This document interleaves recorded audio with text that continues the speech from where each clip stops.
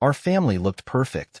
3 beautiful children, Mark, Ellie, and Jake. My wife, Barbara, was a dedicated mother, and together we had built a life that felt solid, unshakable. Friends and family often commented on how lucky we were, how our marriage seemed like a partnership others could only dream of. But behind closed doors, things weren't as flawless as they appeared. The small arguments that started a year ago had become more frequent, more biting. Barbara would snap at me over trivial things, her tone sharp and dismissive. I chalked it up to stress. 3 kids and a demanding job were enough to wear anyone down. I told myself that it was just a phase, that we'd find our rhythm again. Then came the tension with her mother. My mother-in-law, Darlene, was a force of nature, opinionated and fiercely loyal to Barbara. She never missed an opportunity to weigh in on how we raised the kids or managed the household. While I had learned to tolerate her over the years, Barbara seemed to lean on her more and more lately. Darlene's visits became more frequent, her comments more pointed. It was clear she thought I wasn't pulling my weight. At first, I shrugged it off. Darlene had always been critical, and I figured she was just overstepping again. But Barbara seemed to hang on her every word, her mood souring after every conversation they had. It was as if Darlene's opinions carried more weight than my own, and it left me feeling like an outsider in my own home. Then came the night of Ellie's school recital. Barbara had been distant all week, her attention elsewhere.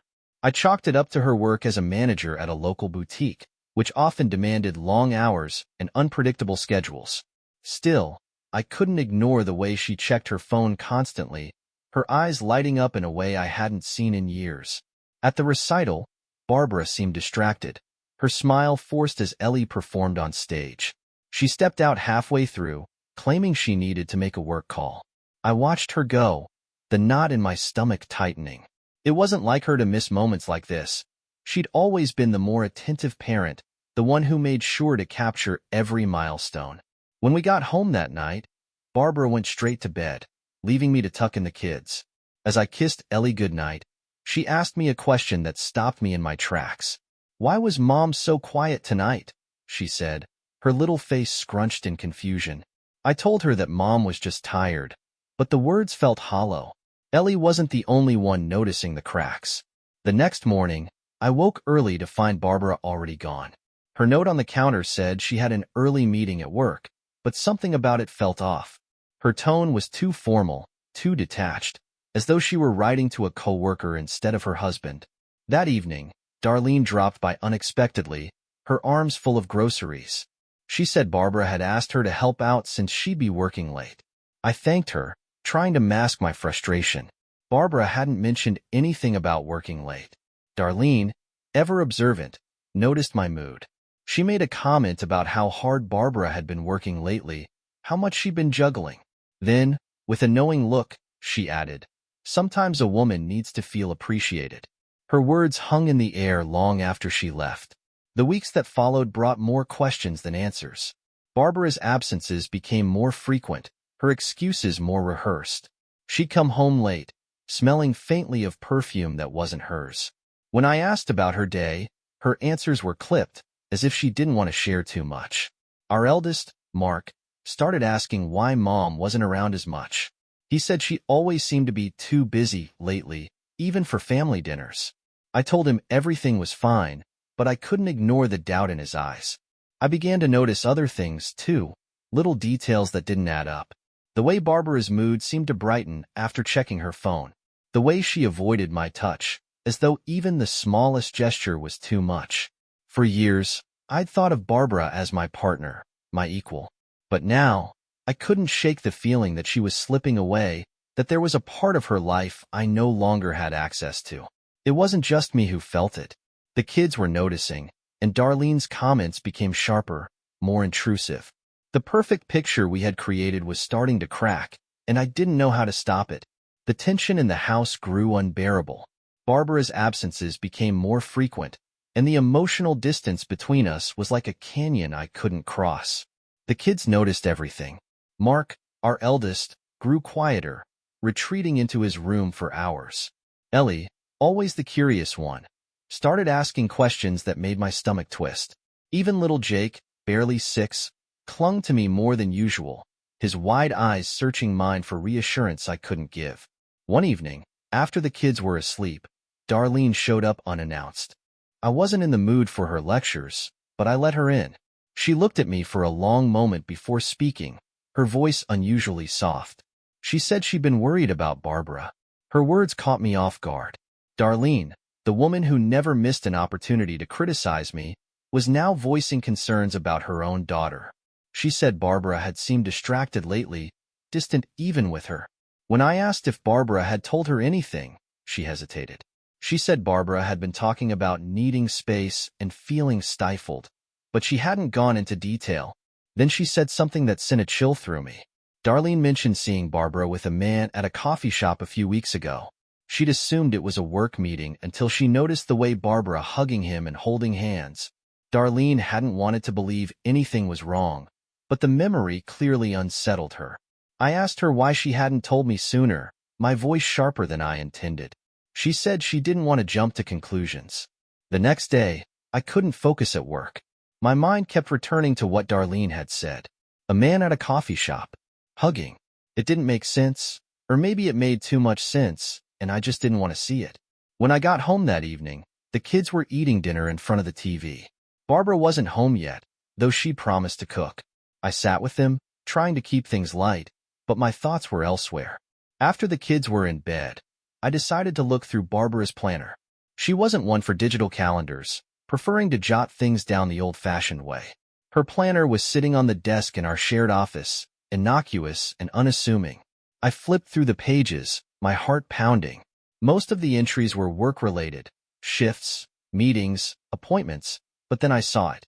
A date circled in red, marked with a single word, Driftwood. I knew Driftwood. It was a quiet little bistro on the other side of town, a place Barbara and I used to go when we wanted to escape for a date night.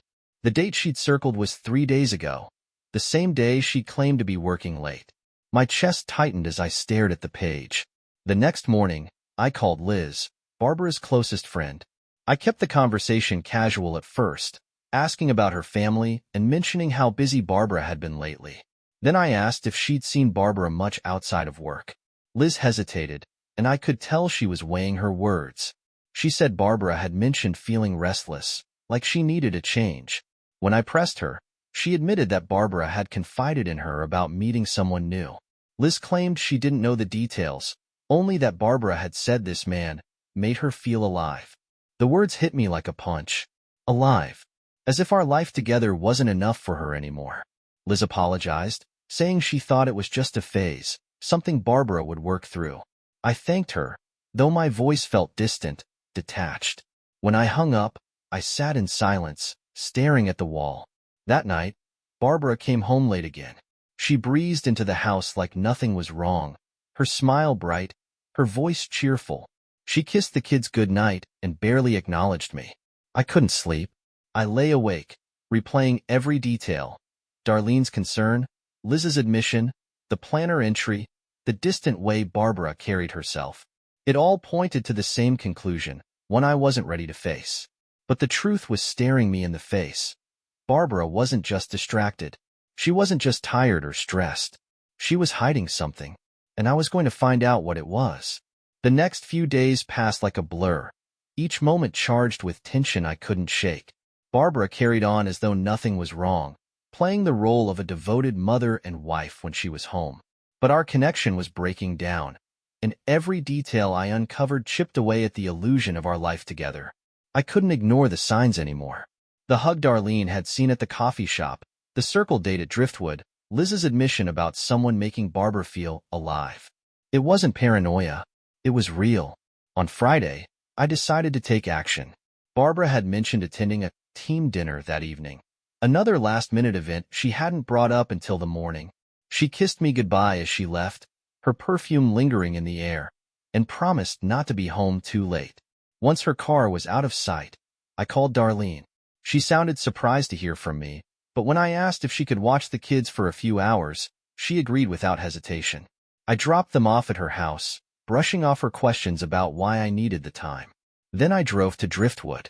The bistro was small and intimate, tucked away in a quiet neighborhood. Barbara and I had spent countless evenings there in our early years, back when life felt simple and full of possibility. Now, as I parked a few spaces away and watched the entrance, those memories felt like a cruel joke. I waited, my pulse racing, scanning every face that walked through the door. Nearly an hour passed before I saw her. Barbara stepped out of her car, her hair and makeup immaculate, her outfit far too polished for a casual work dinner. She looked beautiful in a way that twisted my stomach, knowing the effort wasn't for me. Then he appeared. The man was stylishly dressed, with an easy confidence that made my blood boil. He walked up to Barbara with a familiarity that confirmed everything I'd been dreading. She smiled at him, her face lighting up in a way that felt like a punch to the chest. They entered the bistro together, and I sat frozen in the car, torn between storming inside and staying put. When I finally stepped inside, the hostess greeted me with a polite smile, unaware of the storm raging inside me. I told her I was meeting someone and asked to be seated where I could see the entire dining area. From my corner table, I spotted them immediately. Barbara and the man were tucked away in a booth, their heads close as they spoke. The intimacy between them was unmistakable. They lingered over dinner, sharing a bottle of wine and dessert. When they finally got up to leave, I followed them outside, keeping my distance. My heart pounded as they walked to the parking lot, their steps slow, unhurried. Barbara stopped by her car, turning to face him. They spoke for a moment, their voices too low for me to hear. Then he leaned in, his hand on her waist, and kissed her. It wasn't a fleeting kiss. It was the kind of kiss that spoke of familiarity, passion, and betrayal. I drove home in silence, my thoughts a whirlwind of anger and grief. By the time Barbara returned, I was sitting at the kitchen table, staring at the clock. She walked in casually, dropping her bag on the counter. She didn't notice me at first, but when she did, her smile faltered. She asked why I was still awake, her tone forced and light. I didn't respond. I just looked at her, the weight of what I'd seen pressing down on me like a lead weight. For the first time in weeks, I didn't feel confusion or doubt. I felt clarity. Barbara's betrayal wasn't just an affair. It was a choice. A deliberate, calculated choice that had shattered everything we'd built together. The only question now was what I was going to do about it. The following morning, I couldn't bring myself to pretend any longer. Barbara moved through the house with her usual routine, preparing breakfast for the kids and chatting as though nothing had changed. I sat at the table, watching her every move, the weight of last night pressing down on me. The kids were oblivious to the tension in the air. Jake spilled his cereal, Ellie begged for help with a school project, and Mark was glued to his phone, barely acknowledging anyone.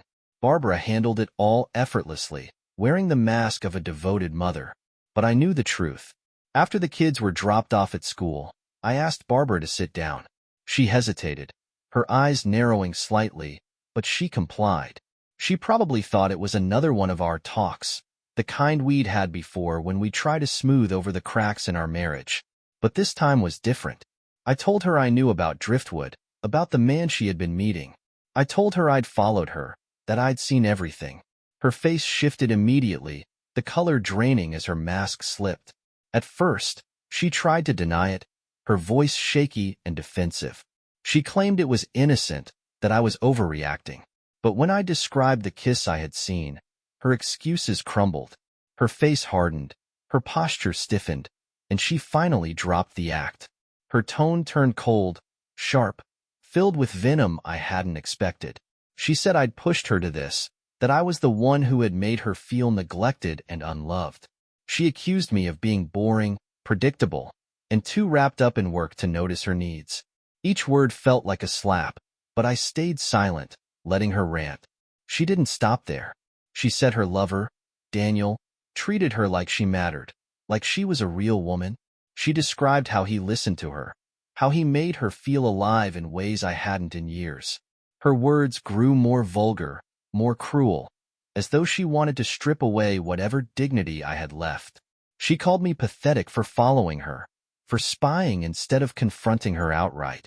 She said it was proof of how weak I was, how incapable I'd been as a husband. My fists clenched under the table, but I refused to let her see how deeply her words cut. Instead, I asked her about the kids, whether she had thought about how her actions would affect them. Her response chilled me. She said the kids would be fine, that they'd adjust. She said I was overreacting, that this didn't have to change anything if I could just accept the situation. Her casual dismissal of our family, of everything we'd built, snapped something inside me. I told her I was done, that I couldn't live like this anymore. Her reaction wasn't remorse or sadness, it was rage. She said I had no right to end things, that I was overblowing a simple mistake. She accused me of trying to play the victim, of being too weak to handle the truth. When I mentioned divorce, she laughed bitterly, saying I couldn't handle life without her. She warned me that leaving would ruin everything, that I'd lose more than I realized. Her threats only solidified my resolve. That evening, while she was out again, I began making preparations. I gathered financial records, filed copies of important documents, and contacted a lawyer. I didn't know how messy this would get, but I wasn't going to let her destroy what little stability we had left for the kids. When Barbara returned home late that night, she didn't bother making excuses. She didn't even look at me as she walked past, her phone clutched in her hand and a faint smile on her lips. I realized then that she wasn't going to stop. She had made her choice, and it wasn't us. I went to bed, knowing the next few days would be some of the hardest of my life. The following morning, I told the kids we needed to have a family meeting. Barbara wasn't home. She had left early again, her absence more noticeable than ever. As I sat with Mark, Ellie, and Jake, I struggled to find the right words. I told them things were going to change, but that it wasn't their fault. I said that no matter what happened, I loved them and would always be there for them. Mark, always perceptive, asked if this was about Mom. His question broke me, and for a moment, I couldn't speak. Finally, I told them the truth, or at least part of it. I said their mom and I were having problems, and that we might not be able to fix them. Ellie started crying, and Jake asked if Mom would still live with us. I told them I didn't know, but that I would do everything I could to make sure they were okay. Mark didn't say anything, but the look in his eyes told me he understood more than I realized. That afternoon, I called Barbara. I told her we needed to talk, and this time, it wasn't a request. She agreed to meet me at home, but her tone was dismissive, as if she thought she could control the situation. She had no idea what was coming. This wasn't just a confrontation anymore. This was the beginning of the end. Barbara arrived home that afternoon, her confidence radiating in the way she walked through the door. She greeted the kids briefly, then turned to me, her expression neutral but guarded. It was as if she believed she still held the upper hand, as if her control over the situation was unshakable. I asked her to sit down in the living room. The kids were upstairs, their voices muffled by the distance, and the air between us felt heavy, almost suffocating. I didn't mince words. I told her I had spoken to a lawyer and that I wanted a divorce. Her reaction wasn't what I expected. She leaned back on the couch, crossing her arms, and told me I was being dramatic, that I'd never go through with it. She said I couldn't handle life without her, that I was too dependent on her to make it on my own. Her voice was dripping with venom as she tore into me, calling me weak, boring, and predictable. I listened, my jaw clenched, as she threw insult after insult, each one designed to strip away what dignity I had left. Then she said the words that broke me. She told me that her lover, she finally admitted his name was Daniel, had given her everything I couldn't. She said he was a real man, someone who made her feel alive and desired, unlike me. She even had the audacity to claim that the kids would be better off with a father figure like him instead of someone as pathetic as me. Her cruelty lit a fire inside me that I hadn't felt in years. I told her I didn't care about her opinions anymore, that I was done letting her tear me down. I stood and calmly told her I was filing for divorce and that she would need to leave the house. Her smugness faltered for a moment, but she quickly recovered, accusing me of trying to ruin her life. She lashed out, her voice rising as she tried to justify her actions. She claimed she deserved happiness, that I had driven her to this. She called me controlling, pathetic, and even accused me of spying on her like some paranoid fool. But her insults didn't land anymore. I had heard it all, and I was done. That night, I slept in Mark's room while Barbara stayed downstairs. The house felt like a battlefield, every moment charged with tension. The The kids asked why Mom and I were so quiet, but I told them it wasn't the right time to talk about it yet. The next morning, Barbara tried a different tactic. She approached me in the kitchen, her tone soft, almost apologetic. She said she wanted to work things out, that she didn't want to hurt the kids. But her eyes betrayed her. There was no sincerity, only calculation. I told her it was too late. She had already made her choices, and there was no coming back from this. Her mask slipped again. She snarled that I was overreacting, that I was throwing everything away for no reason. When I reminded her of Daniel and her lies, she laughed bitterly and said I'd never be able to prove anything in court. But I was ready. I met with my lawyer that afternoon and finalized the paperwork. I also informed Barbara that I would be filing for full custody of the kids. Her reaction was explosive. She accused me of trying to steal them from her, of turning them against her. She said I was vindictive and cruel, but I didn't back down. I told her that she had chosen to prioritize her lover over her family and that the kids deserved stability, not the chaos she had brought into their lives. Her threats grew louder, but I stayed calm, knowing I had the evidence to back up my claims. That evening, Barbara packed a bag and left the house.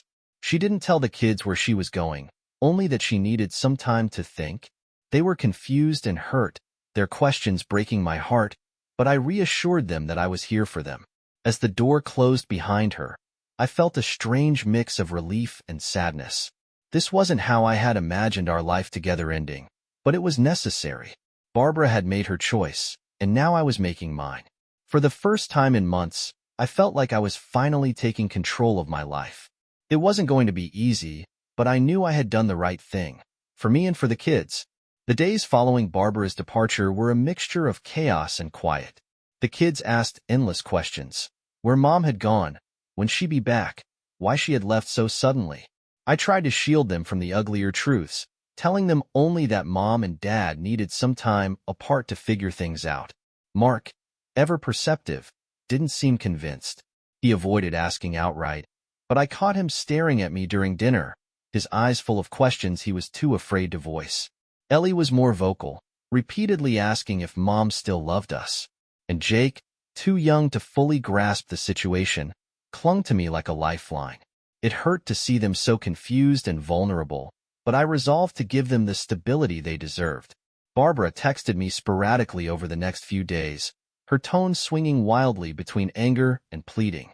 One message accused me of manipulating the kids against her, calling me vindictive and selfish. The next was a plea to meet and talk things over. I ignored the accusations but agreed to meet her, on neutral ground, away from the house and the kids. We met at a coffee shop downtown, the same one where Darlene had seen her with her lover. The irony wasn't lost on me. Barbara arrived late, her face tired but defiant. She sat across from me, her body tense, her eyes scanning the room as though expecting someone else to intervene. I didn't let her control the conversation. I told her calmly but firmly that the divorce was moving forward and that I was filing for full custody. Her composure cracked at that. She accused me of trying to punish her, of using the kids to get back at her for the affair. She called me vindictive, bitter, and incapable of seeing the bigger picture. I told her that the bigger picture was our children, and that her actions had shown me where her priorities lay. I reminded her of the nights she had left them waiting for her, the lies she had told, the distance she had created between herself and the family. Her anger flared, but she didn't deny any of it. Instead, she leaned in, her voice low and venomous, and said something I'll never forget. "You'll regret trying to take them from me. You'll see." After the meeting, I threw myself into work and parenting, trying to keep my mind off her threat. The kids needed me now more than ever, and I wasn't going to let them down. I enrolled Ellie in an art class she'd been begging to try for months, and I started taking Jake to soccer practice on weekends. Mark, ever the skeptic, seemed reluctant to engage, but one evening, I asked him to help me repair the backyard shed, a project I'd been putting off for years. To my surprise, he agreed. As we worked side by side, the tension between us began to ease. He didn't say much, but his presence spoke volumes. It was a small step, but it felt like progress. Barbara's absence left a void, but it also brought clarity. Without her constant criticisms and unpredictable moods, The house felt calmer, more manageable. I began to see glimpses of a future where the kids and I could thrive, even without her. But just as I started to feel a sense of stability, Barbara struck back. One afternoon, I received a call from my lawyer. Barbara had filed a counterclaim for custody, accusing me of being an unfit parent. She alleged that I had created a hostile environment, turning the children against her and denying her access to them. The accusation was absurd, but it was also devastating. The idea of being painted as the villain in my children's lives made my stomach churn. My lawyer assured me that we had the evidence to disprove her claims, but the thought of dragging the kids through a legal battle was unbearable. The next time Barbara saw the kids, it was during a supervised visit arranged by the court. Mark refused to go, his anger toward her simmering just beneath the surface. Ellie clung to me as I dropped her off, her eyes filled with confusion and fear. Jake seemed hesitant but went along quietly. When they returned, their moods were somber. Ellie said Mom had cried the entire time, asking them to forgive her. Jake didn't say much, but Mark pulled me aside later that evening. He told me that during the visit, Barbara had blamed me for everything, telling them that I was the reason the family was falling apart. Hearing those words made my blood boil. That night, as the kids slept, I sat at the kitchen table, my head in my hands. I had thought Barbara's betrayal had reached its peak, but her willingness to manipulate the children showed me just how far she was willing to go. This wasn't just about the affair anymore. It was about protecting my kids from the toxic influence she had become. The divorce was no longer just a formality. It was a battle, and I was determined to win. For their sake, I couldn't lose. The months that followed were some of the hardest of my life. The legal battle with Barbara consumed every ounce of my energy, each court appearance a reminder of how far things had fallen. Her accusations were relentless, painting me as a vindictive husband who had poisoned the kids against her. She played the victim flawlessly, shedding tears in front of the judge while spewing venom behind closed doors. But I had the truth on my side. My lawyer presented the evidence we'd collected. The financial records of her spending on her lover, the text messages proving her affair, the countless nights she left the kids in my care while she pursued her own desires. Witnesses, including Darlene and Liz, confirmed Barbara's neglectful behavior. Darlene, surprisingly, testified on my behalf, her loyalty to Barbara shaken by the chaos she had brought upon the family. Barbara's facade began to crumble. Her stories contradicted themselves, her temper flaring under questioning. The court saw through her attempts to deflect blame, and little by little, the scales tipped in my favor. The final hearing was a turning point. The judge ruled in my favor, granting me full custody of the kids. Barbara was awarded visitation rights, but only under strict supervision. Her reaction was explosive. She shouted, cursed, and stormed out of the courtroom, leaving everyone stunned.